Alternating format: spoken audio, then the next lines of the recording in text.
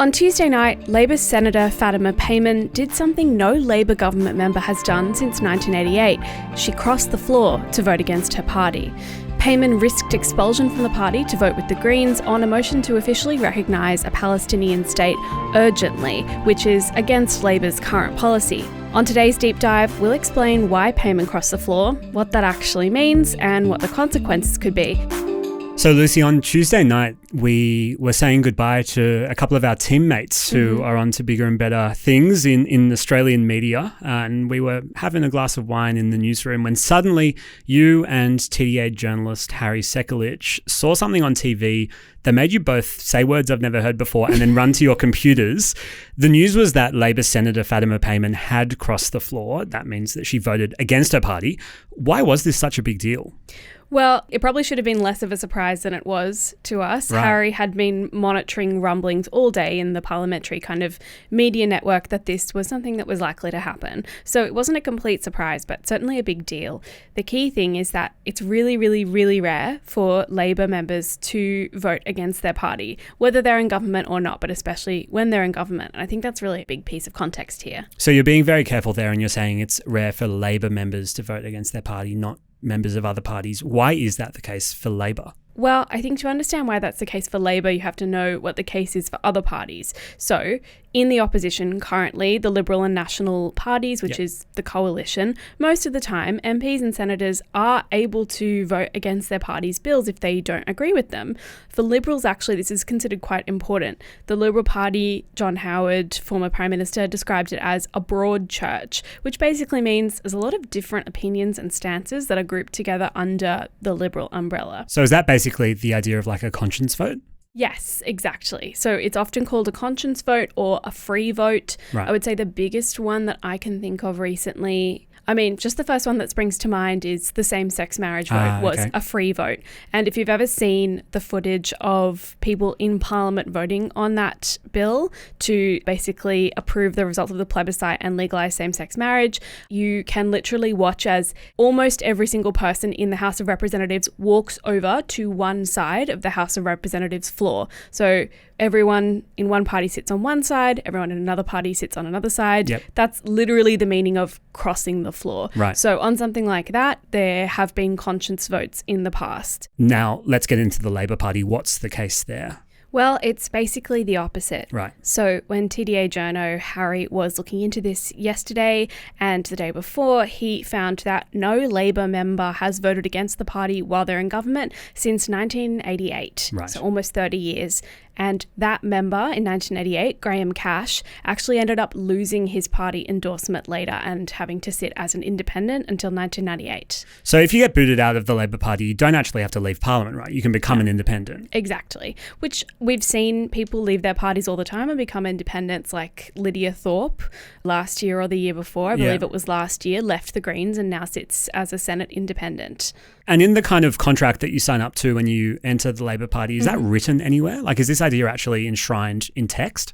Well, according to the Australian Parliamentary Library, quote, the Labor Party has a formal pledge that binds all MPs to support the collective decisions of the caucus. That's the MPs and the senators, basically everyone in the Labor Party who's physically in Parliament. All of this is to say, basically, Fatima Payman's move was a pretty rare and significant one. And let's get into that move and talk a bit more about Fatima Payman now. So she's the senator at the centre of why we're talking about this week. Before we unpack why she crossed the floor on Tuesday night, give me a sense of her background. Yeah, TDA actually interviewed her back in 2022, a little bit after she was elected, and she talked about her entry to the Labor Party then. If we want to make a difference and we want to bring about change, you've got to do it from within and you've got to be part of that change. You know, like Mahatma Gandhi says, be the change you want to see in the world. And it's imperative for each person to do their little bit. And so I just started volunteering with the Labor Party. First of all, she's a senator from Western Australia. She was born in Afghanistan. She is 29, which makes her one of the youngest members of the parliament across any party. And she's also the first Australian member of parliament to wear a hijab. And then last month, she delivered a statement describing Israel's invasion of Gaza as a genocide, which is different to the government's official position on the war. And after she said that, she actually ended up stepping down from a number of the parliamentary committees she was a member of. Okay, so even as far back as 2022, when we talked to her, it was clear that this was somebody who was going to vote exactly how she believed. And she had flagged in this situation that she was prepared to speak out about the government's official position on the conflict in Israel and Gaza. Mm-hmm. And that kind of brings us to Tuesday night, right? Exactly. That's when the Greens brought a motion to the Senate to urgently recognise a Palestinian state.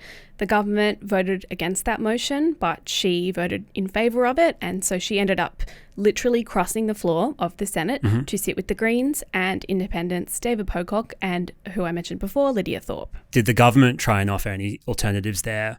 Because clearly then she was having her voice heard inside the party room. Her vote actually came after the government had tried to make changes to the motion, qualifying that it would recognise a Palestinian state, quote, as part of a peace process in support of a two-state solution and a just and enduring peace. But that was kind of not considered enough, and so she ended up voting with the Greens. Interesting. And I don't want to go too much into the actual meat of the geopolitical issue at stake here, but essentially that amendment from the government was looking to mirror the words of the US position on all of this. But for Fatima Payman, even with that amendment, she felt compelled to do something that no Labor MP had done since the late 80s. What did she say about that experience? So she spoke to media right outside of the Senate after the vote, and here's what she said. I was elected to serve the people of Western Australia and uphold the values instilled in me by my late father. Today, I have made a decision that would make him proud and make everyone proud who are on the side of humanity. She also said that she knew she had risked actually being kicked out of the party for doing this, but she wanted to continue being a Labor member. Right, so she would have looked at that example from the 80s and gone, okay, well, the last person to do this in the Labor Party, this is what happened to him, so it might happen to me. Is she actually going to be kicked out? No. Right, okay, that's interesting. What do we know about how the party is receiving that move? We know that yesterday, Deputy Prime Minister Richard Marles spoke to the ABC and he said she's definitely not going to be expelled and she's not going to face serious consequences for doing this.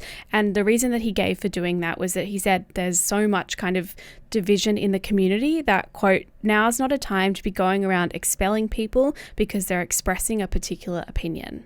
Then in question time yesterday, Prime Minister Anthony Albanese said he'd spoken to Fatima Payman and he'd told her not to come to any of the party's internal meetings, that's caucus, for the rest of this parliamentary session. So basically, while Parliament's sitting, which they do for a couple of weeks at a time, she's not supposed to come to those meetings, but she'll be back later in the year. Have other politicians said anything since this happened? Yes. So Mehreen Faruqi, who's the Greens deputy leader, and she's the one who actually introduced the original motion that Payman voted on, she told TDA that she commended Payman for her immense courage, immense humanity and integrity in crossing the floor.